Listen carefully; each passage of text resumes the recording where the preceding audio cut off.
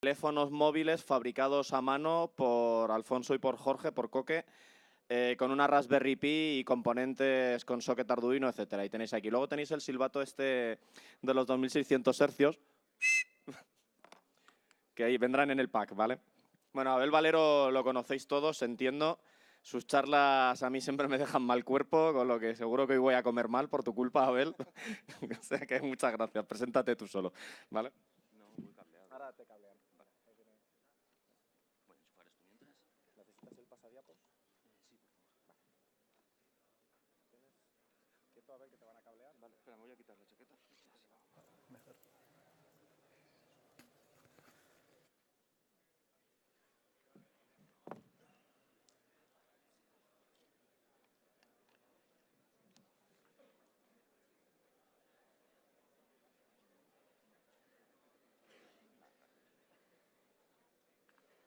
Chicos, bajarme 3 pegatinas para Abel, que le vamos a decorar el portátil.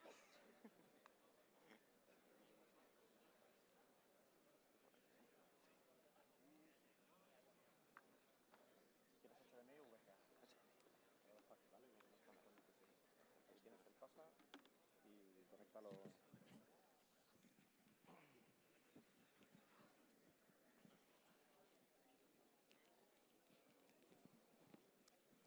Enhorabuena, me ha encantado. Me he descojonado. He hecho lo que he podido. Está muy bien. Te digo yo que este año sales entre los 10 mejores, ya verás.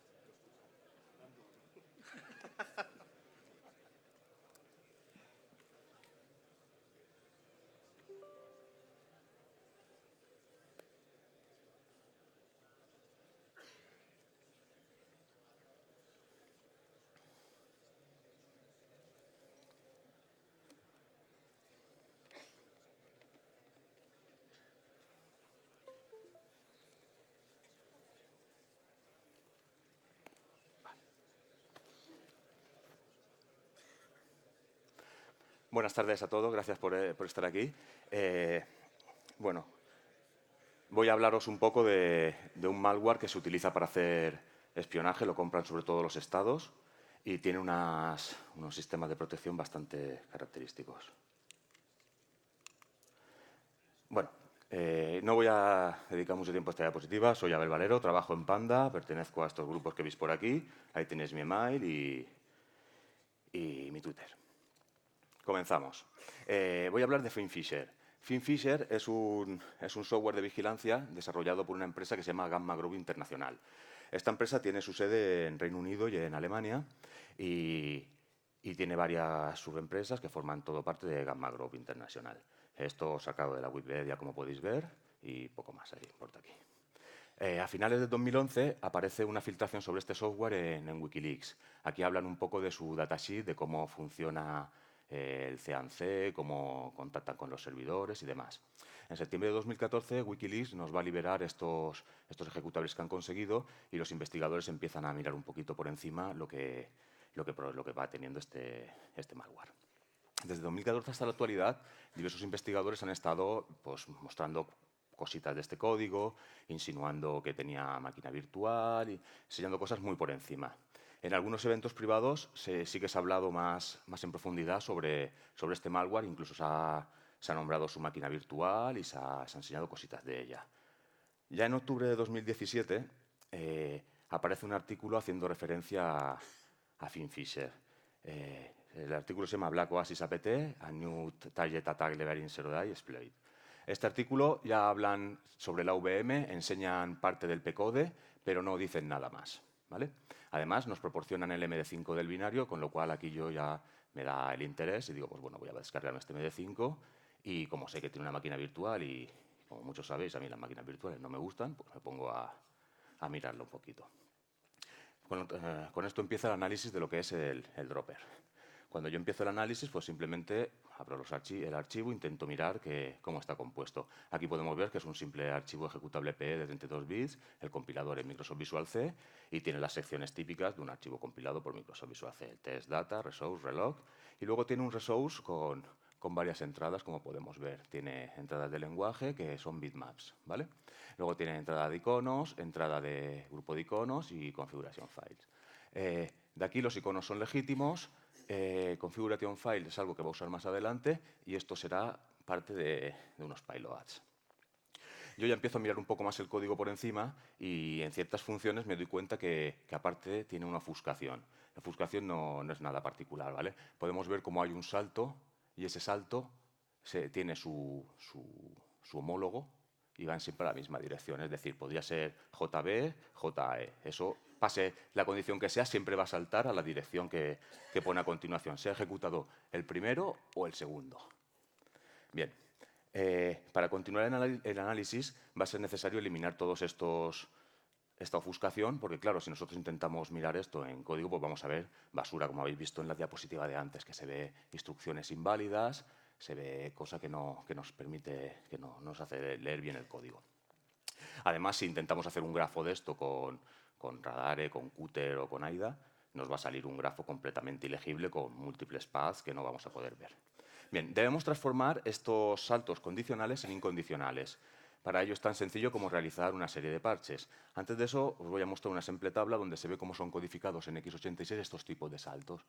Aquí podéis ver el salto cómo se representa, los flags que afectan a él y cómo se codifica. ¿Vale? Un 70 es un JO, un 0F80 también es un JO. En x86 podemos saltar a, digamos, zonas cercanas de la memoria o zonas más lejanas. Cuando son zonas cercanas, por optimización, se utiliza un opcode que ocupa 2 bytes, y cuando son saltos más largos, el opcode ocupa 5 bytes, ¿vale? 4 para la dirección de salto, un prefijo y el opcode a saltar. Por eso veis aquí 0F, 0F80, 0F81, ¿vale? Son parecidos. Bien.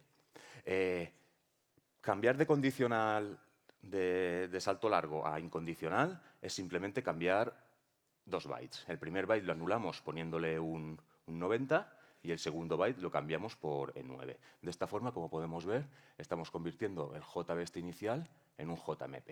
¿Lo veis? El 0F de delante lo hemos cambiado por un 90 y el 82 que había a continuación lo cambia por un E9. De esa forma yo no tengo que alterar más el código, eso va a saltar a la dirección que le toca. El salto siguiente lo que voy a hacer es anularlo. Este ya no me interesa porque van los dos a la misma dirección. Por lo tanto, avanzo 6 bytes y lo nopeo. De esa forma ya el código nos queda con un simple salto para donde le toca. Los condicionales saltos cortos, ¿vale? Estos son solo 2 bytes los que hay que parchar y simplemente hay que cambiar el 7 lo que sea por un EB. Y así automáticamente ese salto pasa de condicional a incondicional. Lo mismo que hemos visto antes.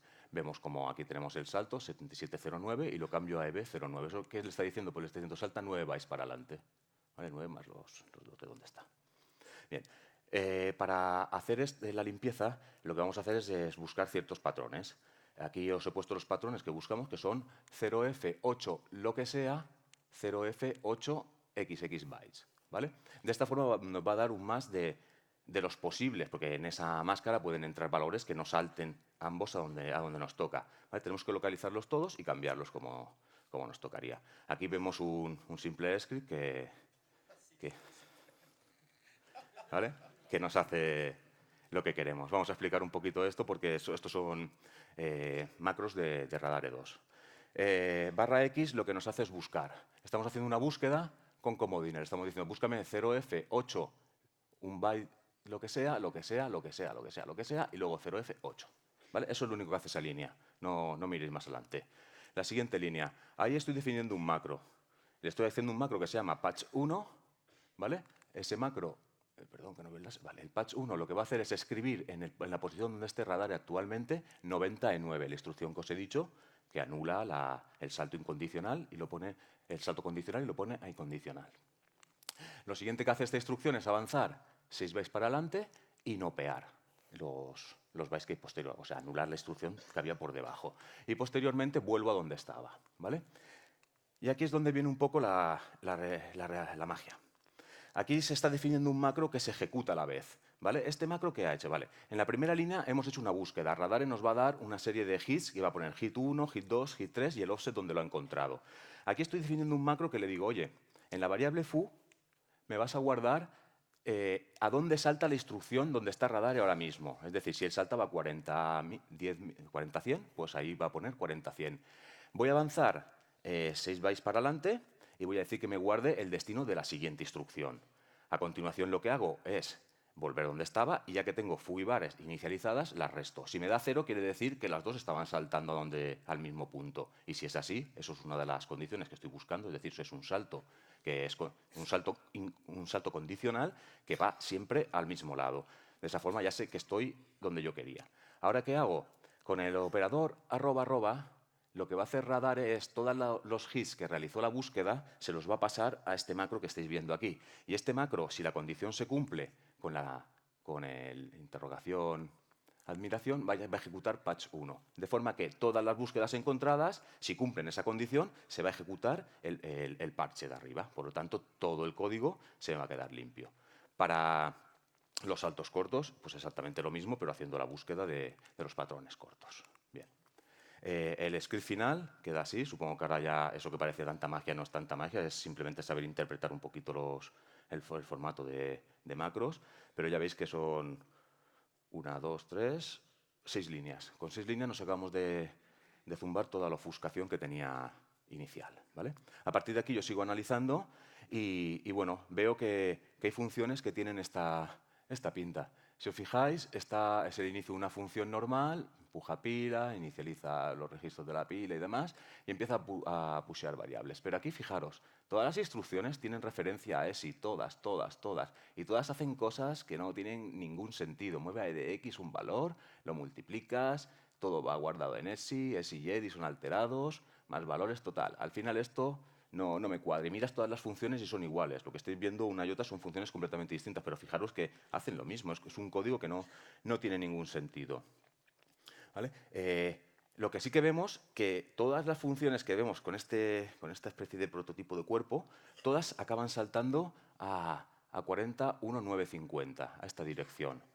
Esto ya me da a pensar que esta es la VM de la que estaban hablando, que todo esto era una función anteriormente que tenía su código completamente y ha sido sustituido o arrancado, en este caso no ha sido arrancado, sino sustituido por código inútil que no hace nada. Porque fijaros que al final, cuando llega a este punto, dice pop edx, pop esi. Siempre está jugando con esi y con edx, pero al final todo lo que hayas hecho aquí le importa poco. Claro, no hay movimientos en memoria, no ha hecho nada.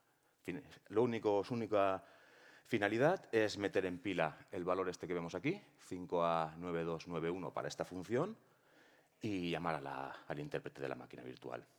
Como os he dicho, existen múltiples llamadas a 40.1.950, que es la función que va a inicializar la máquina virtual. Cuando se llama esta función, lo que hace es alojar memoria, luego descifra el algoritmo con el que va a descomprimir el pcode, que es el encargado de interpretar, que es el código real que se ha arrancado, va a descifrar ese pcode, va a inicializar el contexto de la VM, va a mirar en qué hilo estamos, que el programa va a obtener su thread ID y a partir de ahí va a computar un valor para acceder a la zona de memoria que ha alojado para el contexto de la VM. Y finalmente va a saltar a una de las 21 operaciones disponibles para ese pcode. Bueno, y hasta aquí la VM. ¿Por qué? Hace cosa de apenas un mes se publicaron un artículo, el primero fue Rolls Royce con nombre de coche, de Finespi. ¿Vale? El tío explicó muy bien toda la parte que os he comentado sobre la limpieza de código y luego hubo un artículo posterior en el cual metió todo el tema de la VM. Poco después, o paralelamente casi diría, ESET publicó un PDF excelente en el cual muestra todos los opcodes, cómo funciona la VM y demás. Así que lo que en un principio yo cuando mandé el paper aquí era para explicar esto, ya me lo chafaron y dijeron, no, voy a contar ya cosas que he contado. Así que bueno, si os interesa temas de VMs, hace tiempo de Pope y yo de Adnesia escribimos un tutorial sobre una máquina virtual que se llama Valeful, donde damos un poco de nociones de cómo identificarlas, cómo se construyen y demás. Si os interesa, en ese GitHub podéis tener toda la información en inglés y castellano y con varias herramientas. Bueno, a partir de aquí, ¿yo qué hice? Como veis que aquí había una máquina virtual, digo, pues mira, pues a mí lo que me va a interesar ahora y por divertirme, pues voy a recomponer ese código. Yo quiero obtener un binario exactamente igual que estaba antes de que pasara por el sistema de virtualización que usa la gente de Gamma FineSpy. Para eso creé una herramienta que la bauticé como PTool Plus, muy original. El plus viene porque al principio reconstruía importaciones y luego hacía más cosas. Pues bueno, le metí un plus y va a correr. Mi motivación, no depender de otras utilidades, soportar distintas configuraciones de la VM, obtener un binario lo más parecido al original y, bueno, cumplí 40 años y estaba un poco depre. Así que me desahogué jugando al Call of Duty y haciendo esto. Necesidades que voy a tener para elaborar esta herramienta. Voy a necesitar tener un parsador de archivos PE para poder acceder a las secciones, ver sus secciones y poder reconstruirlo posteriormente. De esta librería tengo una propia que me hice hace varios años y sigue funcionando sin ningún problema. Voy a necesitar un desensamblador y, bueno, uso uno propio. Sabéis que existe Custom, pero ¿para qué vas a usarlo si tienes uno que conoces y sabes usarlo? Tengo un engine de búsqueda propio también que me va a permitir hacer una serie de búsquedas binarias de una forma muy sencilla que me va a permitir luego procesarlo en código C sin ningún tipo de problemas. Y bueno, la parte que no tengo yo hecha, pues la he cogido. Keystones para hacer un ensamblado que, mira, una cosa que coges de fuera y es una cosa que me ha dado problemas porque tenía fallos, he hecho report de bugs y total, que me va a tocar hacerme un keystone yo. Ya me lo haré un día de estos. Luego hay una rutina de descompresión que es la PLIB de Jorgen Nielsen, que esta rutina cualquiera que trabaje en el malware la habéis visto 1000 veces. Es un algoritmo muy optimizado para comprimir código. Y una directiva que me impongo es simplicidad, que yo cuando utilice esta herramienta entre 3 meses sepa usarla, porque yo soy bastante descuidado, paso de una cosa a otra y luego ya no me acuerdo ni me interesa lo que he hecho. Bueno, para hacer esta herramienta, esto es una lista que me hago para decir, pues mira, ¿qué tengo que hacer para reconstruir este código? Pues tengo que obtener el código, tengo que obtener la configuración de la VM. ¿Por qué obtener configuración de la VM? Ellos han hecho una herramienta que virtualiza código. Ese código no lo virtualizan siempre igual. De hecho, la única defensa que hacen es coger y cambiar una tabla de opcodes que tienen. Si al principio los opcodes el 1 era un mob, el 2 era un JG, pues ahora en la siguiente construcción de la máquina virtual el 2 es un JG, el 3 es un mob, es decir, ellos alteran realmente la tabla de opcodes que tienen, no alteran otra cosa dentro de su sistema de virtualización. Me va a tocar obtener el tamaño del pcode descomprimido, me va a tocar obtener el pcode, pues me va a tocar obtener la key de descifrado, voy a tener que localizar la tabla de operaciones, voy a tener que emular toda esa tabla de operaciones, para eso me va a tocar limpiar dentro del código que interpreta las operaciones la ofuscación que os hablaba antes. Finalmente me va a tocar interpretar todo el pcode de golpe para hacerme una idea de todas las funciones que tiene y luego aislar cada una de las funciones dentro de ese pcode, que tal vez sea la parte más complicada, pero que veréis que se salva de una forma muy, muy rápida. Y finalmente, si quiero que esto funcione como si estuviera al principio, si no hubiera pasado por la máquina virtual, pues me va a tocar ocuparme de las relocations, que son valores que cambian cuando el ejecutable se mapea en distintas direcciones de memoria. Bien, para obtener la configuración de la VM, lo que voy a hacer es un pequeño truco. Yo sé que este ejecutable se puede relocatear en memoria en cualquier punto. Entonces hay ciertas zonas del ejecutable que han tenido que meterle una información de relocation. Y claro, ellos necesitan saber la base del programa donde está. Entonces el valor este que veis aquí en el código, el 004000, ese valor cambia según donde esté el imagen base del programa. Ahora es 40, podría ser 50, podría ser 0. Entonces yo lo que hago es voy a cargar el archivo normalmente, voy a ver el imagen base que tiene por defecto y voy a buscarlo. La primera coincidencia que tengo, esa es. ¿Vale? Lo que hay encima de él, los cuatro bytes que hay aquí, es el URVA. ¿Vale? Si le sumo a 40.000 este valor, es donde empieza el código pcode comprimido de la máquina virtual. Arriba tengo lo que ocuparía el pcode una vez que se ha descomprimido. Y finalmente aquí abajo tenemos la clave de descifrado para cada una de las operaciones. Ahora os explicaré cómo funcionan estas claves. Bien, para localizar la tabla de opcodes hago lo mismo. La tabla de opcodes es una simple tabla que dice en el offset tal tienes el opcode 1, en el offset cual tienes el opcode 2, en el offset tal tienes el opcode 3. ¿Vale? ¿Yo qué hago? Pues lo mismo, como el ejecutable puede relocatearse en memoria, pues voy a buscar. Pero esta vez lo que voy a buscar van a ser la parte alta de la base. ¿Vale? Y voy a descartar la parte baja. ¿Por qué? Porque son saltos que están relativamente cercanos y él con este patrón lo encuentro rápido. Es decir, yo solo voy a buscar 4000 y cualquier valor, ¿vale? Esto es como está representado en memoria y así es como se representa cuando lo pasamos a un dword, ¿vale? Y esto sería lo code al que llama. Bien, yo con una máscara de este tipo, XX 4000, XX 4000, voy a buscar sobre todo en la sección test del binario para encontrar la tabla. Una vez que tengo la tabla, va a ser necesario que yo reconozca qué hace cada uno, qué es ese opcode, ¿vale? Para ello, ¿qué hago? Para ello necesito limpiar la ofuscación. Entonces, en mi desensamblador, empiezo a desensamblar instrucciones y aplico este algoritmo. Si encuentro una instrucción NOP resultante de haber limpiado el código, no la muestro, no me interesa mostrar NOPs, no quiero verlos. Si encuentro un salto cercano de 8, 16 o 32 bits, establezco el desensamblado a ese punto donde se salta. ¿Por qué es esto? Porque acordaros que yo he cambiado un JNZ a un JMP. Entonces voy a tener JMP, código, JMP, código, JMP. Los JMP no me interesan porque es lineal, ¿vale? A partir de aquí, cualquier tipo de salto que no sea de los que de DIS 8, 16 o 32, es decir, un salto a memoria, un salto más lejano de lo que tocaría, eso finaliza el desensamblado, ¿vale? Y cualquier otra instrucción la imprimo. Si encuentro un salto condicional, lo que voy a hacer es guardarlo en una tabla y cuando termine de hacer el flujo de desensamblado primario, voy a desensamblar donde estaban esos saltos para tener una idea de cómo es esa instrucción. De esa forma, yo genero unos signatures en TXT.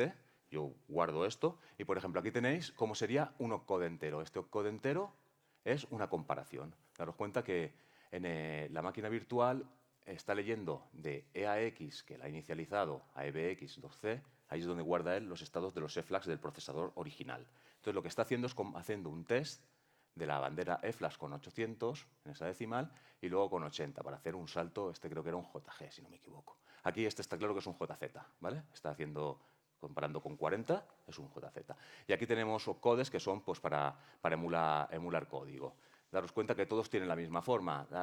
Si esto no hubiera aplicado la limpieza, yo vería ahí saltos, instrucciones inválidas y demás. Yo esto lo guardo en un TXT, de forma que si vuelvo a repetir el proceso y comparo el TXT a ver a cuál se parece y los identifico, voy a identificar siempre cada uno de los opcodes, por mucho que me los cambien. Como digo, genero un archivo TXT que llamo SIG, donde meto cada una de estas estructuras, una estructura como la que habéis visto. Y esto se va a utilizar en un switch gigante para interpretar. Es decir, cada vez que yo interprete un P-code, lo voy a pasar por mi switch y mi switch al final lo que me va a hacer, me va a imprimir, por ejemplo, pues vale, por ese P-code, si lo desensamblamos en algo que tú entiendas, que es el X86, pues es un JL. Es decir, el P-code 1 es un JL. El P-code 3 es un J9. Obtengo los parámetros de una serie de estructuras que hay, eso ya os digo en el documento que os comentaba de ESET y de Rolls-Royce lo comentan muy bien. Y bueno, yo aquí me inicializo unas estructuras internas para poder representarme luego todo esto y tener un flujo de código. En este punto me va a tocar emular el propio dispatcher de FineSpy, de FineFisher. En principio llamé a esto FineSpy, vais a ver FineSpy, FineFisher, es FineFisher, ¿vale? Bueno, desciframos cada instrucción con la key que hemos obtenido. Cada instrucción ocupa 6 dword, es decir, 24 bytes. Al primer dword nunca se le aplica el short, porque ese primer dword va a ser como un offset identificativo. Bien. Dentro del propio dispatcher, él comprueba si el valor que va a cargar en alguno de los registros tiene que aplicarle relocations, porque acordaros que él lo que ha hecho es quitar código x86 y lo va a reinterpretar en su VM. Puede ser que ese código x86 tuviera una relocation y él tiene que relocarlo también en todo el VM. Entonces, con un flag va a indicar esto. Bien, muestro un poco de mi código para generar el log del OVM. Esto es toda la función que me va a dar todo el código de la OVM, ¿vale? Todo el código que yo voy a medio interpretar de alguna forma. Lo que os comentaba al principio, decodificar el buffer. Decodificar el buffer es tan sencillo como aplicar un short a partir del primer dword donde está el pcode, ¿vale? Aplicamos el short consecutivo a esos 5 dwords y lo decodificamos. A continuación, esto sería lo mismo que hace FineSpy para interpretar un opcode, ¿vale? Aquí está comprobando si hay relocation. En el byte 6 de donde está el opcode, indica si el parámetro que hay a continuación está relocatado o no. Si está relocatado, simplemente le va a sumar el valor de la base, sin más. Esta es la función que lo hace. Y al final yo llamo a mi opción de code, que es el switch gigante que os he mostrado antes, donde él simplemente me va a mostrar una representación legible del código. No sé si se ve. Vale. Una vez que yo hago esto, esa función me devuelve esto. Ya ha pasado todo el pcode. Esto es el valor de identificación que os digo que nunca se descifra, ¿vale? Que suelen ser consecutivos en 24 bytes. Y al final esto es el código, esto es interpretado, ¿vale? Esta función pues hacía un 4885 de 2 que interpretado es test RDX. Bueno, yo ya tengo aquí todo el pcode obtenido del programa, todo lo que ellos querían que no viéramos, ya lo vemos. Pero ahora tenemos un problema. Tengo un listado brutal, no sé dónde empiezan las funciones ni dónde terminan. Entonces me va a tocar buscar dentro del del propio Pcode, me va a tocar buscar dónde empiezan las llamadas a las funciones. Perdón, he dicho del Pcode, no, dentro del propio binario original del dropper me va a tocar buscar donde se llama cada una de las funciones. Para eso, como os acordáis, antes os he dicho que realmente de toda la función lo que importaba era el valor del push que hacía y finalmente el salto a la dirección. Yo, claro, para determinar la entrada a la VM, es decir, la rutina 40, 1950, voy a tener que buscar estructuras de este tipo, 68, XXX, XXX, X, 0F84, XXX, ¿vale? Que es el patrón que estáis viendo. Y luego hay otra forma de llamarla que es simplemente push y yum. También hago esa búsqueda. Claro, eso me va a dar distintos valores. Cuando yo lo que voy a hacer es buscar todos esos valores y voy a ver cuántos llaman más veces a la misma función. De esa forma ya he identificado dónde está la entrada a la VM. A partir de aquí, lo único que voy a hacer es quedarme dónde está el push para hacer el valor de entrada al VM y voy a guardar ese valor de push, la dirección donde está y nada, y poco más. Ya tengo así de esta forma, con esta función que veis, he incorporado las máscaras en mi engine de búsqueda. ¿Dónde está el puntero este? Aquí. Vale, he añadido las máscaras que habéis visto y esto cada vez que encuentre esa regla va a llamarme una callback que tengo aquí, loop busca calc VM y yo ahí voy a procesarlo. Lo primero que hago, pues lo que os he dicho, miro tantas veces y si pasa más de 3 veces, pues ese para mí ya es la VM. A partir de ahí repito el mismo paso y proceso de nuevo todo. Entonces ya tengo todas las entradas a la VM, todas las llamadas. ¿Qué hago? Todo eso lo he metido en una lista. Entonces ahora lo que voy a hacer es empezar a recorrer toda la primera llamada. Me voy a donde empieza ese Pcode y empiezo a decodificar. Empiezo a decodificar y en el momento que la instrucción que voy a decodificar, su dirección sea la misma que alguna de la lista de llamadas que tengo, eso quiere decir que esa función ha terminado, porque estoy entrando a la siguiente función. De esta forma, consigo un scope de cada una de las funciones que tenía el programa dentro del Pcode. Es decir, las funciones quitadas sé dónde están, pero dentro del Pcode no sé dónde están. De esta forma las aíslo y ya soy capaz de reconstruir, saber dónde estaban y ponerlas posteriormente. Bueno, este es el algoritmo, no es más o menos lo que os he contado. Bien. Una vez que yo compruebo que si todo el código está recuperado, repito el paso 1 sin parar con todas una de las funciones, con cada una de ellas, hasta recuperar un código perfecto y funcional. Bien, esto más o menos es el código de mi herramienta que hace eso. Este es el primer bucle donde se generan las entradas de cada... Se van generando el código nativo de cada entrada de la VM y si todo ha salido correcto, esta función no devuelve false, por lo tanto entro aquí y ya pongo los rangos. En la primera pasada a mí solo me interesa identificar los tamaños, lo que mide una función y al final todo el código. Una vez que tengo eso, repito toda esa pasada, la repito, pero ahora ya para generar el código, aplicar relogs y sé el tamaño que tiene cada una de las funciones.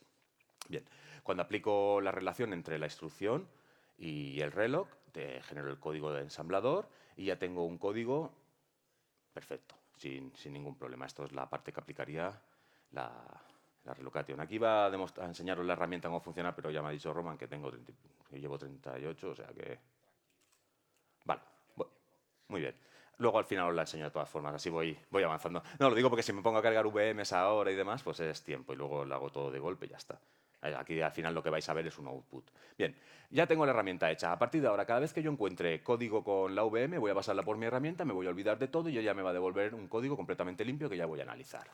Bien, análisis del código real del dropper. El código está reconstruido, no se aprecia ninguna ofuscación, salvo la VM que he eliminado ya de ahí, y la función principal de este dropper es descifrar las siguientes fases e inyectarlas dentro de Explorer. Incorpora varias técnicas de detección de depuradores, es decir, si nosotros intentamos depurar esto, no va a funcionar. Si el malware se ejecuta dentro de una sandbox, tampoco va a funcionar, de forma que nadie va a saber ahí qué está pasando, el malware no va a hacer nada malo y bueno, eso es para evadir. Típicas funciones anti-debug. Pues en Set2Puppy lo que hace es buscar la información de la tarjeta de red para saber si estáis dentro de una máquina virtual. En VMware sabe muy bien cuál es el adaptador, entonces de esta forma hace un descarte para no ejecutarse en máquinas virtuales.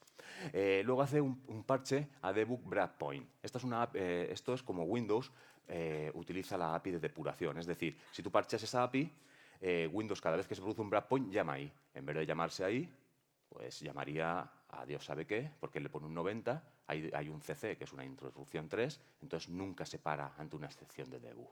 Cuando debería ponerse un breakpoint, se va a poner un un 90 y el programa va a seguir ejecutándose. Luego usa los típicos trucos de NSET Information Thread, NT Query Information Process y NT Set Information Process, en lo que bloquea el thread para que no pueda recibir mensajes de debugger, comprueba si el puerto de debugger está activo, bueno, distintas técnicas. De aquí, la única que nos va a fastidiar a nosotros dentro de un VM realmente, si no estamos depurando, es la primera, la del setup-API, que esa luego la parcharemos. Bien, empiezo a analizar el código, vuelvo a abrir el programa y abro la VM descifrada y veo que es un archivo PE, y como decía al principio, y tiene un resource con lo que habéis visto aquí, con los bitmaps. Estos bitmaps van a ser el payload para infección en sistemas de 32 y de 64. Este payload está cifrado con RC4. ¿Vale? La clave de descifrado es muy sencilla. Coges el time data stamp que hay en la cabecera PE del archivo, lo multiplicas por 2, aplicas eso como key RC4 y de esa forma puedes descifrar los resources 1 y 4, que los juntas todos y te van a dar un archivo binario. Si juntas del 5 al 8 vas a tener el mismo otro payload, pero esta vez este va a ser para 64 bits. Voy a enseñaros el análisis de la parte de 32 bits.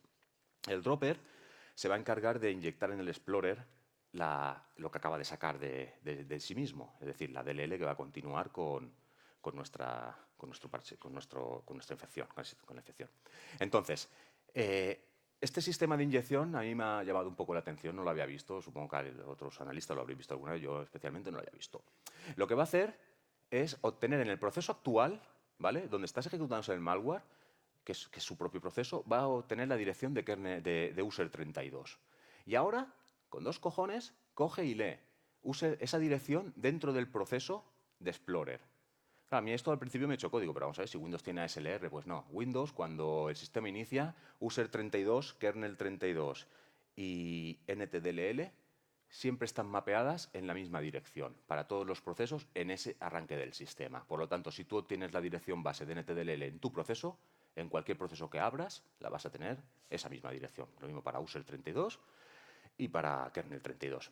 Entonces ellos lo que hacen es leer user32 del Explorer, lo leen hacia el proceso actual, parchean la tercera entrada que tiene en su sección test, que es un dispatcher de mensajes. Cuando tú mandas mensajes a las ventanas de Windows, pues esa es la función que lo va a interpretar. Lo parchean para que apunte a un código propio y finalmente suspenden el Explorer, desmapean con nt-unmap-section en la sección original dentro de Explorer, desmapean todo user32 y mapean el que tenían parcheado. ¿Vale? De esta forma, cuando ellos reanuden el proceso Explorer, ya van a tener que la función que se encargaba de hacer un dispatcher de los mensajes que le llega a la ventana de Explorer va a pasar por un código que han inyectado ellos. Bueno, a partir de ahí, ese código va a resolver el payload que acaba de meter dentro de Explorer. Si ese payload, como nosotros estamos viendo, como lo está metiendo en el proceso, podemos dumpearlo sin ningún problema, aparte que sabemos de dónde ha salido de estos resources que hay aquí, y sabemos la clave de cifrado y podemos descifrarlo. Por lo tanto, no necesitamos dumpear nada, reconstruimos esto tal cual, desciframos, y ya tenemos la siguiente fase, que es el payload. El payload encargado de realizar la infección en sistemas de X32. Este payload, la única defensa que han incorporado es corromper su IAT. Cuando un programa en Windows tiene que llamar a funciones, pues hay una tablita donde dice las funciones que hay que llamar. Normalmente, aquí donde veis estos valores tan raros, hay un VA que apunta a una parte del propio ejecutable que tiene una cadena de texto con la función que tiene que cargar. En este caso, ellos han sustituido el VA que tendría que haber, la dirección, la han sustituido por un CRC. Ellos han cogido a la cadena donde apuntaba, han hecho un CRC de esa cadena y han dicho, vale, en vez de apuntar a la cadena, pon el CRC aquí. De forma que tú esto intentas cargarlo con Windows, con un run-DLL o meterlo en memoria y explota porque el cargador de Windows no sabe resolver ese código. Reconstruir la IAT es simplemente, pues bueno, nosotros si conseguimos averiguar cómo ha hecho el CRC, podemos hacer un CRC de todas las funciones de librerías de Windows, comprobar cuál es el mismo y ya tenemos el API que es. Aquí es el momento en el que me construyo otra herramienta, ¿vale? Esta herramienta, bueno, aquí tenéis la función de CRC, es un simple short, haciendo unos desplazamientos del valor anterior para shorearlo con el valor actual y un ajuste, no tiene más.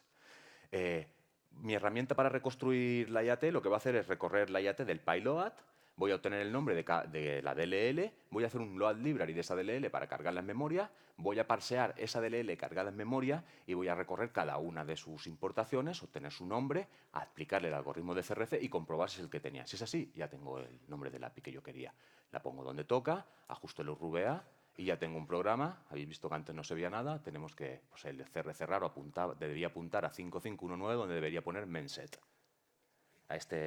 Una vez le pasamos esto, la IAT ya está reconstruida. Bueno, una vez tenemos la IAT reconstruida, vamos a ver este archivo de qué está compuesto. De nuevo, archivo Microsoft Visual C, las secciones típicas, y vemos que tiene una sección bin donde tiene dos archivos, dos resource y una sección icon. Bien, esta DLL ya va a encargar de hacer el proceso de infección. Lo primero que va a hacer es obtener ciertas partes de los resource del archivo. La primera parte va a abrir icons, ¿vale? Y va a descifrarlo con una rutina short que tiene, es muy parecida a la que he mostrado antes, y una vez que lo ha descifrado, ese archivo es como una configuración de instalación. Dentro tiene claves, tiene nombres de directorio, nombres de archivos, pues lee cierta parte de ese archivo de configuración y él va a grabar ese mismo archivo, ahora cifrado, con una clave que va a sacar de él mismo, y lo va a grabar en el disco con el nombre xxx.cap. Bien. El nombre del directorio que va a crear lo saca del propio archivo este configurado que acaba de leer y se llama HitService. Entonces va a crear en un lugar del sistema una carpeta llamada HitService donde va a escribir un archivo con xxx.cap. xxx será el jet tick count actual, la fecha actual del sistema obtenida en segundos desde que se arrancó el ordenador. Bien, lo siguiente que va a hacer es descifrar la sección que no tiene nombre, que hay una sección sin nombre aquí abajo, esta sección la va a descifrar. La va a descifrar y la va a escribir de nuevo en disco, y esta vez la va a escribir en disco con una clave que ha sacado del archivo que ha leído anteriormente. Esta clave está en el offset 1050 del archivo y es una clave de 256 bytes, otra vez con RC4. Y ahora escribe este archivo, lo escribe en disco con el nombre setup-cap, también obtenido del archivo de configuración. Es decir, esta gente tiene una solución que ellos montan unas configuraciones para que nunca en un sistema para que una remesa de FinFisher no sea siempre en los mismos directorios, para que sea más difícil de encontrarlo. Bueno, la parte inicial del pilot es eso, generar los archivos de configuración y las carpetas. Una vez que hace eso, va a empezar la persistencia, hacer la infección real, ¿vale? La infección puede producirse de dos formas. Si cuando ejecutó el programa tenía permiso de administrador el ejecutable, el usuario era administrador, pues se lo has puesto a huevo, ¿vale? Si estás en Windows 7, X32 te permite instalar drivers. Instalar drivers sin firmar. Entonces, él detecta, vale, ¿tengo permiso de administrador? Sí, pues vale, voy a sacar el resource 101, lo voy a decodificar y ese resource es un sys, es un driver. Directamente lo instala como un servicio del sistema y se acabó. Esa es toda la acción que hace si eres administrador. Si no eres administrador, pues lo va a hacer de una forma distinta. Va a sacar del resource 101 el archivo sys high service, el driver. Va a buscar dentro por una máscara, que es FF, o sea, 8 Fs. Cuando llegue a ese punto, vas a ver que ahí empezaba otro driver. Ese driver lo va a mapear en memoria, va a ir a su resource y va a extraer una DLL. Dentro de esa DLL la va a escribir en disco y va a extraer el resource 103 y lo va a escribir en disco también. Y ahora va a generar esta clave de registro que veis en current version run, va a meterle la DLL que ha sacado, crtcli.dll, para que cargue, llama run DLL, crtcli, control run DLL. Bien, aquí lo que acaba de hacer es establecer un cargador para cargar la DLL MSVCR 90, que es un payload suyo. Si el sistema es un Windows 32 y puede usar el driver, todo esto lo va a hacer el propio driver. Él va a instalar el driver cuando se ejecute el sistema la siguiente vez va a sacar otro driver que tiene en su interior y este va a ser el que se encargue de implantar dentro del proceso Explorer o WinLogon la DLL MSVCR 90. Si no ha tenido permiso va a hacer lo mismo pero mediante un cargador especial. Así que yo, por no complicarme, voy a analizar la parte 2. Bien. Lo que os he dicho, os acabo de hacer el resumen. Esta diapositiva que ha pasado. Bien. Crea los archivos de configuración, crea la persistencia adecuada, extrae los archivos binarios CRT-CLI, que lo va a usar para cargar MSVCR 9.0 o va a extraer His Service y lo va a instalar como servicio. Una de esas dos cosas va a ocurrir con este payload. Vamos a ver qué hace CRT-CLI. CRT-CLI, si miramos, es un archivo Microsoft Visual C y qué casualidad, tiene una VM. No nos importa nada porque tenemos nuestra herramienta, así que pasamos esta DLL por mi herramienta de reconstrucción y podemos ver cómo reconstruye todas las funciones virtuales. Esto es lo que os iba a mostrar en la demo, luego lo mostraré. Mi herramienta va a buscar cada bloque virtual y va a restaurar todos los bytes en código x86. Fijaros que esta DLL tiene muchísimo código que ha sido eliminado y que yo luego he reconstruido de nuevo. Ahora que lo tengo reconstruido, puedo analizar esta DLL y veo que su único objetivo es leer de disco la librería MSVCR 9.0, inyectarla en Explorer y usa la misma técnica de inyección que os he comentado antes, de mapea user 32, mete los hooks, mete esto en memoria, mete un cargador, ejecuta y listo. Incorpora una técnica anti-hook un poco curiosa. Bueno, curiosa, es bastante típica. Lo que hace es coger, le carga las librerías que usa el proceso, las carga él de disco, las mapea en memoria y luego coge y comprueba la que hay del sistema real. Si no, las comprueba y dice, vale, a ver si hay algún parche en alguna de ellas. Si hay algún parche, sabe que está en un sistema de análisis que está intentando hookear las APIs y deja de funcionar. Ofusca las llamadas a las APIs mapeando, como he comentado, en disco, mapeando de disco a memoria, y luego lo que hace son trampolines. Es decir, si yo voy a llamar a getVersion, en vez de llamar a getVersion de tal cual como está mapeada en memoria, voy a llamar a getVersion de la DLL que he mapeado yo manualmente. Y esta al final va a llamarme a la dirección real, de forma que tú jamás vas a ver un call a getVersion, vas a ver un call a una dirección de memoria que como no es la típica de getVersion no te la vas a saber resolver el debugger. De hecho se monta unos pidocios de la hostia donde ves unos nombres de funciones que no tienen ningún sentido. Bien, highservice.sys. Ya me pongo a mirar un poco highservice porque digo, oye, aquí pasan cosas raras. Este driver parece que tiene dentro otro driver, el cual tiene una DLL dentro. Bueno, tiene una VM, como no, ya que le tiene una máquina, un virtualizador, pues lo utilizan siempre que pueden. Yo como tengo mi herramienta, pues lo saco. Si os fijáis, mirar el código que se ha reconstruido. 18 bytes, 38, 100, muy poquito código. Ese driver aparentemente no hace gran cosa. Tras analizarlo, simplemente descifra otro driver que tiene en su sección data, lo carga en memoria y lo ejecuta. Ya está, no hace nada más. ¿Vale? Este driver es un sistema de persistencia. Vamos a mirar qué es el segundo driver que saca. El segundo driver, si lo analizamos, pues vemos cómo tiene una sección de recursos donde tiene un archivo bin. ¿Vale? Vuelve a utilizar VM, sigue sin importarnos nada porque en pocos segundos la reconstruimos. Vemos de nuevo que se han reconstruido varios bloques, ahora es un poquito más largo. Bien, este driver se va a encargar de descifrar MSVCR 9.0, lo va a inyectar desde RIN0, porque acordaros que es un driver, estamos en el nivel más privilegiado del procesador, desde ahí lo va a inyectar en WinLogon. Cuando esta infección se hace desde el driver, lo mete en WinLogon. Cuando se hace desde CRT-CLI, lo mete en Explorer.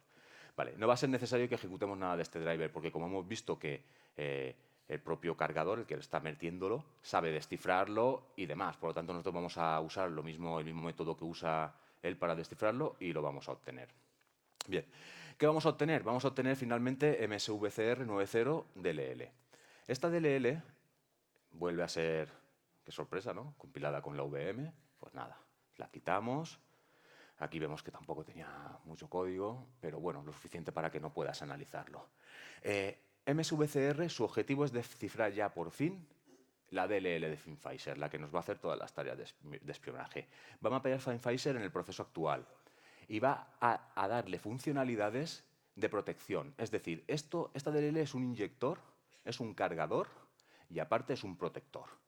De forma que si nosotros cogemos la DLL de FinFizer y la cargamos directamente, pues aparentemente va a funcionar, pero hay cosas que hemos obviado, que es lo que hace esta DLL, que es la que le va a dar sus particularidades.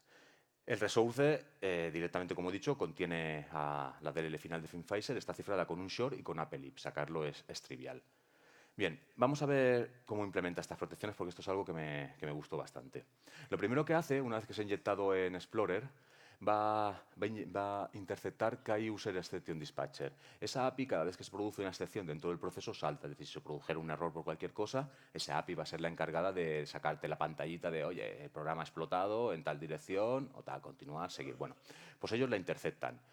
Ahora, cuando CRT-CLI empieza a cargar, cuando MSVCR 9.0 empieza a cargar la DLL final, la Define Spy, la resuelve él manualmente. Entonces tiene que resolver también sus importaciones. Cuando va a resolver Virtual Protect, Reset DCW y Delete DC, las juquea directamente apuntando a unas rutinas propias. Virtual Protect tiene sentido. Reset DCW, cuando lo vi dije, no sé qué demonios está haciendo con una rutina de pintado gráfico, ni para qué sirve Delete DC, lo mismo, es para destruir un contexto gráfico. Bueno, cuando analicemos FinFisher DLL vamos a tener que tener en cuenta que cada vez que damos llamadas a estas APIs no son las originales de Windows. Bien. El hook a Virtual Protect lo que hace, sin más, es comprobar que lo primero que hace, tú llamas a Virtual Protect, pues es lo que va a decir, vale, la dirección de memoria, hago un Virtual Query esa dirección de memoria, voy a mirar si es de tipo ejecutable, o sea, memimalle, y si es así, te voy a dejar aplicar los permisos originales que tú querías, pues proteger memoria, desproteger o lo que quieras hacerle. Si no, simplemente retorno que lo has hecho y fuera. Bien. El hook a delete DC, cuando lo inspecciono ya veo, ya empiezan a tener las cosas más sentido. Este hook lo que hace es establecer más hooks a funciones del sistema como son create thread, terminate thread y exit thread. De esa forma controla la creación de hilos en el proceso. Se le pasa como parámetro, cada vez que se invoca esta función, se le pasa como parámetro como una especie un código. Se le pasa un payload de código. ¿Qué va a hacer esta función? Esta función, tú la llamas, le pasas el payload de código y el que va a decir, vale, cojo este código, lo voy a cifrar y lo voy a establecer una propiedad a la página de memoria a la cual no puedes acceder, de forma que ese código ya no existe. Como también ha hookeado create thread, terminate thread y exit thread, cada vez que se llama esta función va a crear los threads y va a crearlo suspendido. Como digo, va a proteger ese código cifrándolo y finalmente añadiéndole permisos de no accesible. Y ahora va a ejecutar el hilo. ¿Qué va a pasar? Pues va a pasar un pitostio de la hostia, porque cuando se ejecute esto, va a decir la memoria no está asignada, no está paginada, esto es un error de paginación. Luego encima, si consigues paginar esa memoria con alguna herramienta de análisis forense y la miras, está cifrada. Por lo tanto, estas son técnicas para que en la fase final de FinFisher, si tú vuelcas la memoria del PC, jamás veas que ahí hay algo raro. Esta es la técnica que utilizan. Entonces, en ese momento, cada vez que nosotros dentro de FinFisher veamos eso, esa llamada, vamos a saber que está protegiendo zonas de memoria. Bien, luego finalmente el hook a reset DCW es simplemente para desinicializar todo este sistema de protección sobre el payload que quería cargar. Vale. En resumen, Virtual Protect se hookea para que no moleste, simplemente, es para obviar problemas. Delete DC se encarga de proteger el payload en memoria. Reset DC se encarga de deshacer toda esta protección y K-User Exception Dispatcher se ha hookeado para que cuando se produzcan los errores él sepa cómo tratarlos y poder descifrar. Vale. A partir de aquí empieza el análisis de FinFisher. Una DLL normal, aquí ya alucino en colores, esta DLL no se han preocupado ya ni de meterle la VM, ¿por qué? Porque han pasado 5 payloads anteriores con VM que suponían que iban a proteger esto en memoria para que nadie tuviera acceso a esta memoria. Pero claro, si nosotros hemos obtenido la DLL, lo vamos a ver sin ningún tipo de problema. Bien. Ahora que tengo la DLL, como os he dicho que no está cifrada, no sé si se ve bien, pero fijaros qué maravilla lo que nos hace esta DLL. Nos graba los emails, nos graba la conexión Wi-Fi, nos guarda los passwords, tiene un generic recording, o sea, un keylogger, tiene controles para programas de voz IP, nos controla las pulsaciones del ratón, nos graba la webcam, nos graba la pantalla, si tenemos un móvil enchufado nos lo infecta también, tiene hasta para reconocer si en la máquina hay herramientas de forense para deshabilitarlas. Change file recording, es decir, hasta nos pueden subir un audio que no es nuestro ahí y decir que es nuestro. Nos pueden leer el Skype, nos pueden imprimir, nos pueden borrar. Vamos, no sé qué no pueden hacer, no sé lo que no pueden hacer, ¿vale? Y lo más fuerte es que si obtenéis esta DLL, está así de claro, ninguna protección, texto claro, texto claro. Claro, si hacéis un dumpeo de memoria cuando el malware está activo, jamás veréis esto porque esa memoria está protegida, está cifrada y demás. Pero teniendo la DLL, lo tenemos todo ahí. Vale. Todo este código es completamente legible. Como he comentado, su protección residía en todas las fases anteriores que hemos visto y en la VM, pero es que esta no tiene nada. Y una vez que hemos saltado todo eso y sabemos cómo tener esta DLL, ya no tenemos problema para analizarla. Empieza la fiesta aquí. Bien, esta DLL consta de dos fases. La primera fase será el DLL main, cuando se carga en memoria, y la segunda, el run DLL, que como vimos era lo que se invocaba con CRT-CLI cuando se cargaba con la opción run DLL. Bien, DLL main lo que va a hacer es inicializar todo el sistema de archivos virtual, porque ahora él, si va a acceder a payloads, estos payloads ya no están en archivos unitarios. Acordaros que al principio él extrajo un archivo que se escribió en una carpeta, y este archivo va a tener, es un contenedor del sistema de archivos virtuales que utiliza. Para poder acceder a estos archivos, él dentro del proceso va a hookear todas las APIs de acceso a disco. Create file, delete file, el current directory, copyfile, movefish, getFish file, todas las que existen. Además va a hookear create pros y create remote read. Bien. Los usa las APIs de acceso a disco, como digo, se establecen para poder gestionar qué archivo se va a abrir, porque imaginaros, él va a abrir un archivo que se va a llamar 7F. ¿Vale? Él dice open 7F. Si tú vas con Windows y vas a abrir el archivo 7F, como no está en el directorio actual, no te lo abre. Pero como tiene las APIs hookeadas, dice, vale, espérate, porque aparte quiero mirar yo si lo tengo en mi sistema de archivo. Va a abrir el sistema de archivo virtual y va a ver si dentro de él existe el archivo 7F y lo va a descifrar. El resto de hooks son sistemas que están en sinergia, digamos, con MSVCR 9.0.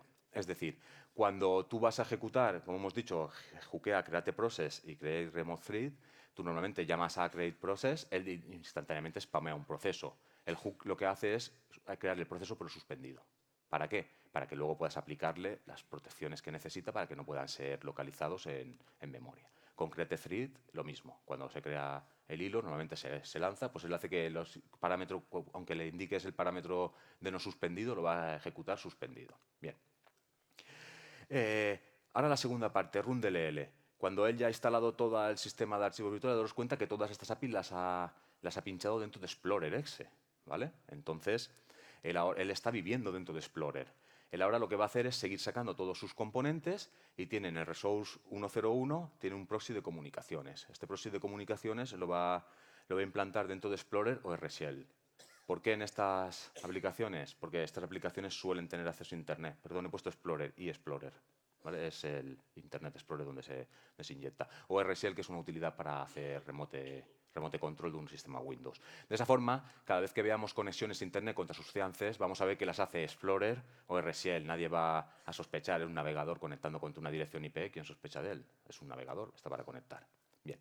Y finalmente tiene otro payload que es el res 103, que en esta infección lo llama networkmap.rj. Es otra DLL con VM y demás que inyectan todos los procesos. Lo que analicé de esta era una especie de keylogger, era un keylogger global. Es decir, FineFisher viene con unos payloads iniciales, pero luego él puede descargarse de su CANC muchos más payloads para ver todas las tareas que habéis visto antes, grabar pantalla, capturar conversaciones y demás. Bien, finalmente el archivo que os comentaba antes que se genera es el setup y dentro de este setup es donde está todos los archivos de payload que va a utilizar. Es decir, si en la siguiente fase él quiere, pues yo qué sé, grabar la pantalla, pues el payload estará dentro del sistema de archivo virtual que en un principio no está, pero él llama al CANC, se lo descarga y en vez de grabártelo en disco en una zona que tú pudieras verlo fácilmente, lo va a meter dentro de su sistema de archivos virtuales, cifrado y shoreado, de forma que aunque tú abras eso, no vas a saber jamás qué hay ahí dentro.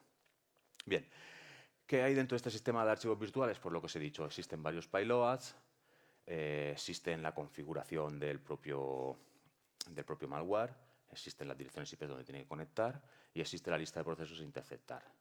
Dentro del propio FineFisher, si nosotros estamos dentro de este proceso y ahora como lo hemos aislado, es muy fácil. Nosotros podemos acceder con createfile al archivo que él quiere crear y se va a abrir, lo vamos a leer decodificado porque él ya va a hacer por nosotros todo el trabajo de descifrado. Aún así, analice un poco la rutina de cómo accede a este archivo virtual y vamos, es un archivo muy sencillote, es una estructura donde tiene al principio un CRC, tiene un tamaño y luego tiene un campo que le indica lo que mide el archivo y dónde empieza el siguiente. Entonces nosotros podemos parsear y haciendo esta utilidad que llamé dirp, pues vemos que dentro de este archivo virtual pues tiene el archivo F0, 16-2, 16-0, 7F, tal, tal. Bueno, los ficheros con sufijo 0, todos los que tenían guión bajo 0, son archivos de configuración. Son utilizados, pues lo que os digo, para direcciones IP, variables de entorno que quieren inspeccionar y demás. Y todos los archivos con sufijo 2 son payloads ejecutables, que son DLLs, que a su vez tienen la VM metida dentro y demás, que esto no nos importa ya porque podemos sacarla en cualquier momento. Bien. Vamos a ver el archivo de configuración porque es bastante interesante a lo que le gusta jugar a esta gente. Este es el archivo abierto en bruto, ¿vale? Más o menos una especie de archivo JSON, XML, llamarlo como queráis, compilado. Si yo, digamos, pongo eso en información legible, pues vemos eso. Tiene un apartado que llaman ellos TAMIL 10F0, ¿de dónde salió eso? Donde tienen los servidores CANC a los que tiene que conectar. Esos son los servidores actuales que estaban vivos y donde conectaba este bicho para atacar y enviar sus datos. Y luego tiene una serie de servicios que va a monitorizar. Dejad un segundo, porque esto quiero enseñarlo. Vale. ¿Se está viendo el blog de notas? Sí. A ver. Sí. Ya. Y ¿se ve ahí? Vale, perfecto. Fijaros, ahí tenemos lo que nos está, los CANC donde contactar. Luego, los procesos monitoring. Daros cuenta que los tags estos los tiene así, monitoring, y a continuación todos estos procesos que veis. Task Manager, Windows Task Manager, ADS, NUN, ANSI, Autorun, BG-Info, Debug View, de estos, this VHD, this Monitor, this View, Loader, bla, bla, bla, bla, bla, bla. Vamos, nos controlan todo. Luego dicen, oye, que hay gente que tiene sniffer en sus ordenadores. Pues vale, sniffers también los controlamos. Wireshark, Wireshark Network, TCP/DUN, TCP/View, NetStar/View. ¿Qué pasa? Que si ahora vosotros hacéis un forense sobre esta máquina y ellos detectan el Wireshark, pues inyectan un payload en Wireshark que no vais a ver el tráfico que está generando él. Vamos, esta es su forma de actuar. ¿Que la gente usa Devo? Ya es, venga, pues también el OLI, el IDA, Interactive Sampler, que es IDA también, el WinDBG. ¿El agente usa exploradores? Sí, pues también los quiero pinchar, porque quiero tener todas sus credenciales y demás. Firefox, Mozilla Firefox, Explorer, Windows Internet Explorer, Opera, Chrome. Vale. ¿La gente usa mensajería? Sí, pues los quiero todos. ICQ, que es del siglo pasado, IM, Sky, Yapper, Yahoo, Pidgin, Buddy, Trillian, Google Tal. ¿La gente usa correos? También, pues los quiero todos. Outlook, Microsoft, MSN, Debat. ¿La gente trafica con archivos? Sí, pues los BitTorrent, MicroTorrent, Emules, Edonkis, Caza, Limewire, todo. Y si la gente habla con sus servicios de protocolo de voz IP, pues también los quieren. Xlite, Mercuro, TeamSpeak, Fzone. Vamos, que esta gente, como veis, el control que hacen es total sobre la máquina afectada. Bien, vamos a volver a... ¿De dónde estábamos? Wow. Ahí está. Bien. Bueno, voy a ir acabando ya, ahora os pondré la demo. ¿Qué tiempo me queda, Román? Vale, perfecto. Claro, no voy a seguir sacando más pailoas y más, porque si no aquí al final la gente se va a morir ya de aburrimiento, ¿vale? Lo que sí que quería es que vierais cómo han intentado proteger todo esto y cómo nosotros pues, lo hemos sacado, ¿vale? Bien. El payload de x64, cuando infecta un sistema de x64, es casi idéntico. Sin embargo, sí que tienen una VM distinta, un intérprete de VM distinto para x64. Lógico, porque las instrucciones son distintas, son instrucciones de 64 bits. Sin embargo, yo diría que la persona que implementó esta VM lo hizo sobre lo que tenía anteriormente y no es la persona que ideó esto en un principio. Porque la máquina esta de 64 bits se ve como que cuando ripea las funciones que habéis visto en un principio, que dejaba ese código que todo movía, registro sed y demás, ahora directamente no pone nada. Quita todo ese código y pone el push y él llama la entrada de la VM. Es decir, esto se ve que engancharon a un becario que continuó con el proyecto y el tío le implementó tal cual con las especificaciones sobre 64. Adaptar la herramienta PTool Plus que he construido a PTool 64, trivial. De hecho, me di cuenta de esta máquina virtual hace una semana y a los 2 días ya tenía la herramienta actualizada, porque es que nada, era obtener los nuevos opcodes, ordenarlos y poco más. hemos visto como los chicos de Gamma han implementado muchísimas defensas para ocultar la DLL final. Desgraciadamente, esta VM, comparada con VMs que he visto en calle, no tiene gran dificultad, le daríamos un 4. Sin embargo, si vosotros intentéis analizar un VM bien Protect o una Star Force, eso es una puñetera locura donde los opcodes ni siquiera tienen tabla de opcodes, cosa que tener una tabla de opcode ya te permite mucho, porque tú hookeas esa tabla de opcode y sacas un log en 0, Ahora, si no existe una tabla de opcodes, dime cómo llegas a ella. Si encima cada opcode depende de la ejecución del anterior y de valores de key, aún es más complicado. Ellos no han tenido en cuenta nada. Digamos que esta VM es una VM que cualquiera podríamos analizar, y de hecho podéis analizarla cualquiera si leéis lo que escribió Esed o Rolls-Royce, y con la pequeñita guía que he puesto aquí de cómo ir reconstruyendo el código. Bien, ¿y qué demonios es el título este de la charla? El de Wooden Horse este que estaba poniendo y demás. Pues esta gente, como ya pensaban que estaban súper protegidos, cuando inicializan toda su movida, pues tienen por ahí strings sin cortarse, como la que veis ahí. El caballo de madera, venga, va, no voy a poner que soy un troyano porque ya con esto lo dejo claro. Es decir, no se han complicado. Ellos dijeron, bueno, ya tengo todas las protecciones hechas, esto no lo va a ver nunca nadie, pues encima tengo sentido del humor, pues voy a poner The Wooden Horse y algunas chorradas malas y por el estilo. Es lo que había por ahí. Y bueno, aquí es donde ya finalizaría. Ahora voy a hacer las demos, espero que no estéis así todos ahora mismo. Y voy a enseñaros cómo funciona la herramienta que he creado. Pues vale.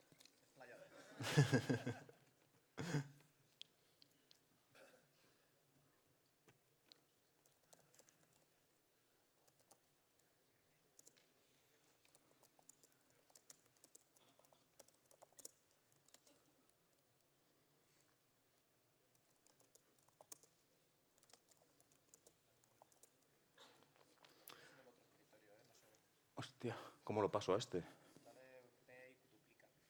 ¿Cómo? Windows P. Sí, sí, ¿no? Pasa de mí. Ah, duplicar, vale, ya está. Vale. Está centrado y se ve, está un poco para allá.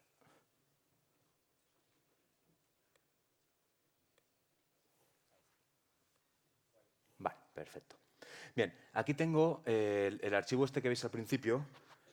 Es el binario tal cual, el MD5 este que pusieron la gente del informe, y esto viene completamente ofuscado, ¿vale? Aquí tenéis los rebuilds son ya reconstruidos por la herramienta, y PETool Plus es mi herramienta, ¿vale? Voy a ejecutarla, PETool Plus, ya veis, complicación de herramienta, archivo entrada, archivo salida, ya está. Seguro que dentro de 3 meses me acuerdo cómo funcionaba, vaya.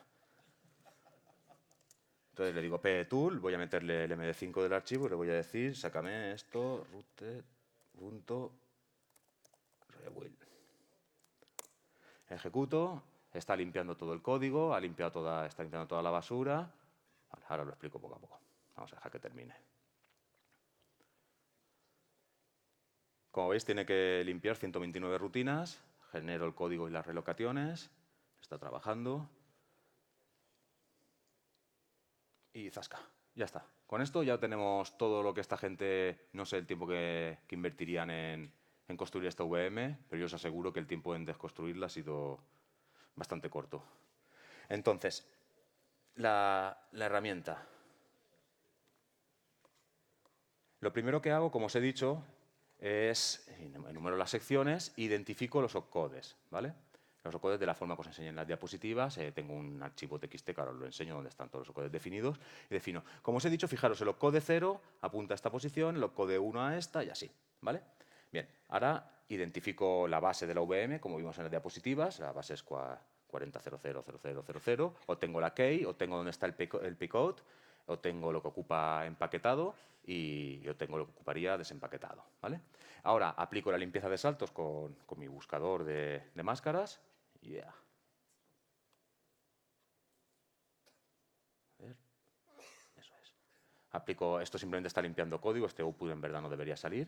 Y ahora, lo que os decía, en cada compilación de un programa que quieren ellos ofuscar con esta VM, ellos van a alterarnos simplemente la tabla de opcodes. Como este es el original en el que yo lo saqué, daros cuenta que los opcodes coinciden. El opcode que tengo en la tabla es el 0 y coincide con el mío de mi diccionario, el 0. El 1, el 2 van clavados porque es sobre el que hice la investigación y sobre el que saqué los patrones a identificar, ¿vale? Y finalmente, lo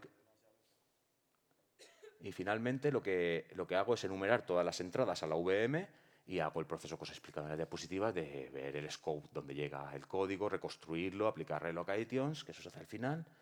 Y nada, y esto nos devuelve ya un binario que es ejecutable. Aquí es donde estaban las entradas originales, el offset 40 tal, donde estaba en un principio, y la llamada que había y cómo lo he cambiado yo. Yo ya he llamado ya al código que está reconstruido. Bien. Y poco más. Voy a reconstruir un par de archivos más que veáis por aquí que esto no es un tangue. Bueno, este es el mismo.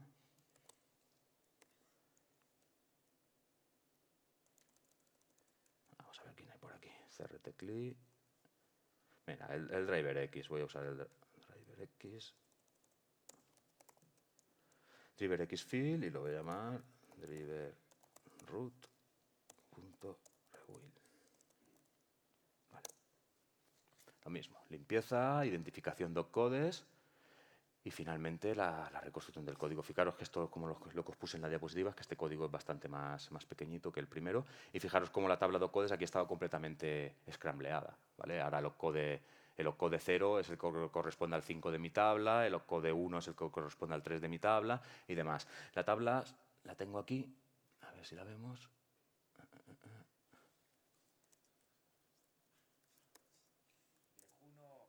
¿Qué pasa? Total Commander al poder, tío. Y si no me tendrías con el Midnight Commander, ¿sabes? Mi utilidad solo necesita el ptool.exe, que es ella misma, y luego un archivo que tengo por aquí, que es el opcode.sys, que os comenté antes. A ver si lo podemos abrir. ¿Vale? Donde es un simple diccionario, ¿vale? Y como he llamado yo al opcode. Hostia, es que está cortado por arriba, no vemos lo mismo. Un segundo. ¿Vale? Opcode-F tiene esa representación. El opcode 5 tiene la representación que hay debajo. Es decir, yo al final lo que hago es desensamblar y comparar carácter a carácter con esto, menos un opcode especial que hay, que ese sí que miro dos cositas, ¿vale? Pero nada, eso no tiene mayor importancia porque son muy únicos cada uno. Y bien, y lo que os decía, aquí la tabla ya ha sido reconstruida y demás, y vemos cómo tenemos un archivo que estoy diciendo yo ahora mismo que es completamente ejecutable, y vosotros diréis sí, porque lo digas tú. Pues bueno. Vamos a ejecutar un VM. Lo que voy a hacer ahora, voy a pillar el primer archivo que hemos descifrado, el dropper. Voy a ejecutar primero el dropper tal cual como viene en Internet y vamos a apreciar que no se realiza ninguna infección porque me va a detectar la máquina virtual, ¿vale? Y a continuación, lo que voy a hacer es el que de compilado, digamos, el que he reconstruido, vamos a parchearle el byte que detecta la máquina virtual, que es un solo byte, y vamos a ejecutarlo y vamos a ver cómo sí que realiza toda la infección. Esto va para rato. Por eso te decía, esta parte la quería dejar al final porque el disco duro de mi máquina no es que sea... Vale. La infección la voy a hacer en modo usuario, ¿vale? Para que cree el máximo número de archivos. En esta carpeta de aquí, en local, a ver si llegamos. Aquí en local se va a crear high service, ¿vale? La carpeta high service. Entonces, lo primero, voy a copiar aquí. El colega este.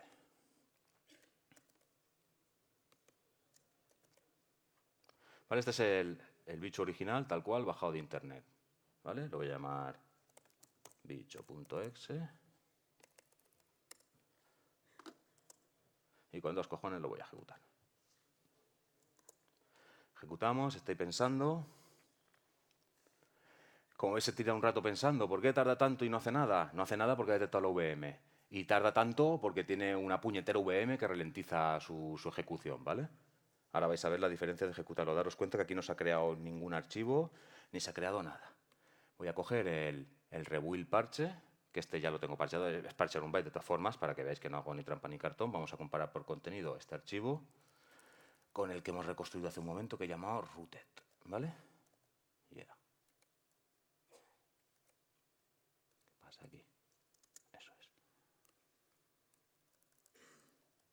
¿Vale? Si comparo por contenido, fijaros que la única diferencia que me encuentro es un 7.4 por un EB. O sea, salta si es 0 por un salta para siempre. Voy a decirle que busque más diferencias. No hay ninguna más, ¿vale? Ni esa ni anterior. Y estamos comparando el que he parcheado con uno que acabo de reconstruir ahora mismo, que habéis visto de vosotros mismos, que lo he reconstruido. Vale, no estoy engañándoos. Y sin más, vamos a ejecutar el rebuild parche este. Tú aquí no te ejecutes, colega.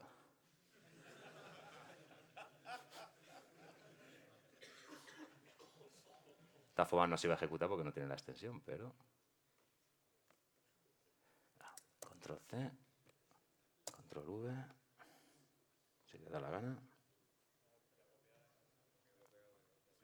¿Dónde lo ha pegado? Sí, vale, perfecto. Vale, pues sobra. Lo voy a meter en el escritorio porque no sé si el total commander lo está... Bueno, da igual, si estoy ejecutando con administrador estará en otro lado, pero bueno.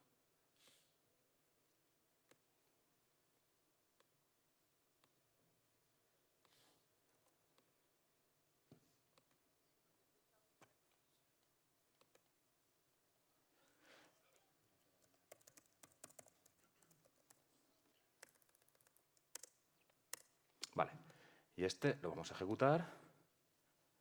Y días, se ha borrado ya de ahí, ¿vale? Él ya no existe.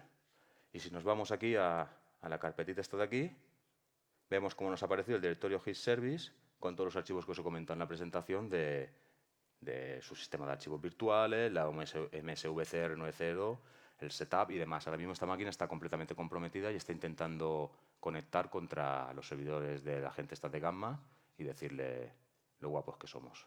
Y bueno, esto era todo lo que quería enseñaros. Espero que os haya gustado y muchas gracias a todos.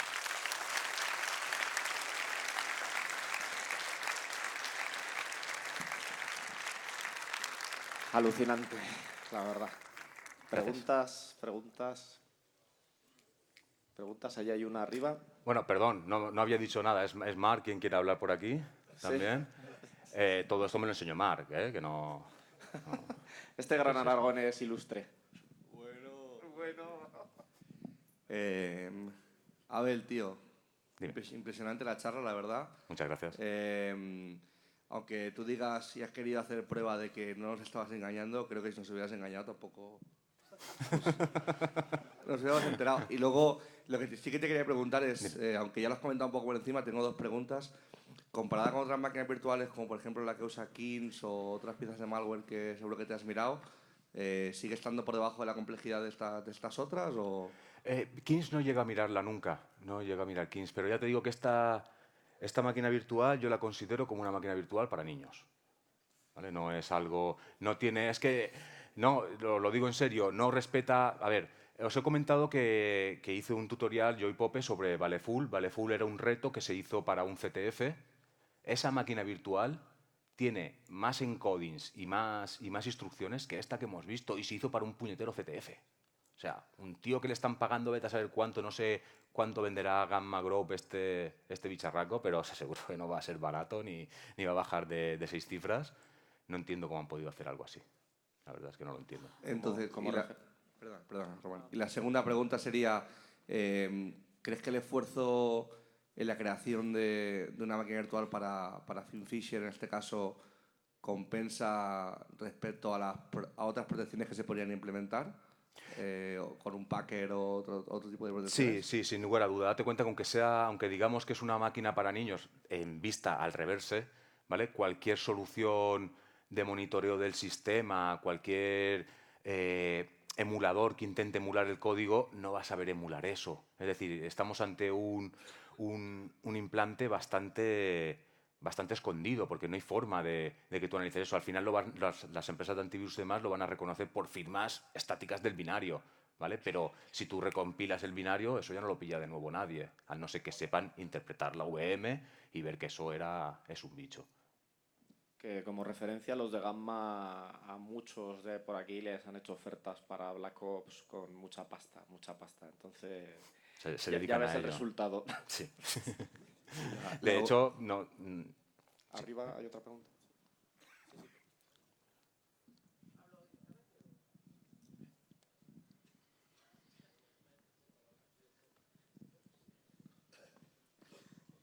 Hola. Buenas. Yo me dedico a la protección de sistemas. Entonces a mí lo que me interesa es cómo hacer que los sistemas en los que trabajo pues no puedan atacarle estas cosas. Mi pregunta es, con el Sysmon de sysinternals que traza cualquier apertura de archivo, carga de imagen y que, por ejemplo, en las cargas de imagen utiliza como criterio para descartar el evento que la imagen esté firmada por Microsoft o por el que uno ponga en la configuración del Sysmon, ¿esto lo detectaría? Es decir, si el Explorer carga este MCVR, lo que sea inyectado... No lo vas a detectar. No lo detectaría. Te digo porque no lo vas a detectar porque son inyecciones que se está haciendo manualmente. No se utiliza en ningún momento un load library, que es con lo que el Process Explorer te lo va a detectar.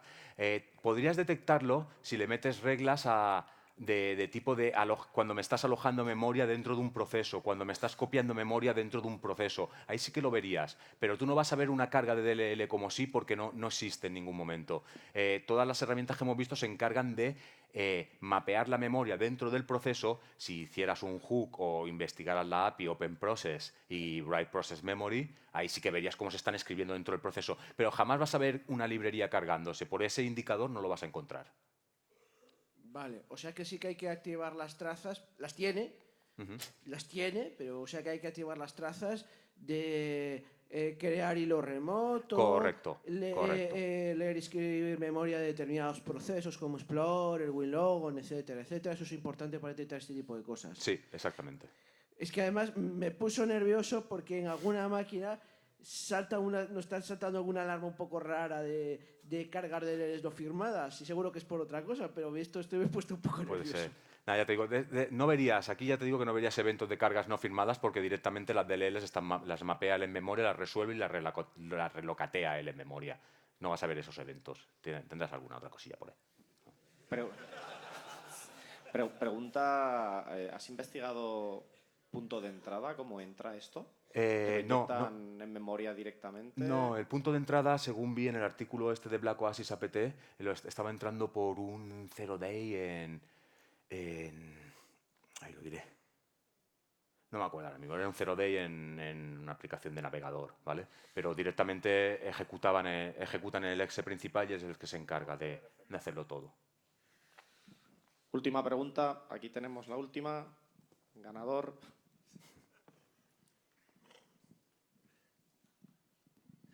Hola. Buenas. Impresionante la Muchas charla. gracias. Yo tengo una duda. Yo entiendo que este tipo de empresas, cuando vende a sus clientes su producto, si uno de sus clientes mete la pata, ataca a la persona inadecuada, la muestra del malware se filtra y puede afectar al resto de operaciones de otros clientes que usen el mismo producto. Mi pregunta es si el uso de esta máquina virtual si ha encontrado otras muestras en el que a lo mejor cambie los OP-codes, las equivalencias, una manera de intentar evitar que la metedura de pata de un cliente afecte las operaciones del resto de clientes. Muchas gracias. Claro, ellos lo que hacen es que lo que asumo, esta máquina virtual ha sido creada para que cada compilación de FinFisher para cada cliente sale completamente distinta a la del otro cliente, precisamente para lo que dices, para que si esta haya sido filtrada y se sabe exactamente cómo está compuesto el archivo y cómo tiene el orden de sus subcodes, esta es muy fácil de localizar ya. Y esto creo que era un cliente, no me acuerdo, en el informe lo dicen. Pero sí, cada compilación para cliente es personalizada, es decir, usa siempre la misma VM, los opcodes son siempre los mismos, pero reordenan la tabla, ¿vale? Y luego, claro, como ellos aparte han visto que tiene la ofuscación esta que he explicado de branch, la branch obfuscation, que es saltar JG, JNG, JZ, JNZ, eso hace que al sistema de análisis pues, le cueste un poco más identificar y asociar muestras, digamos, parecidas, porque no tienen un parecido salvo en esa ofuscación, digamos. Entonces, ya os digo, en este aspecto sí que se cuida mucho de generar implantes personalizados para cada uno de sus clientes y no sé, si tú vas a comparar uno con otro, no vas a encontrar nunca hasta que saques la VM. En el momento que saques la VM es exactamente la misma VM, es exactamente el mismo código utilizado, pero nunca lo vas a saber hasta que saques todo ese código desvirtualizado.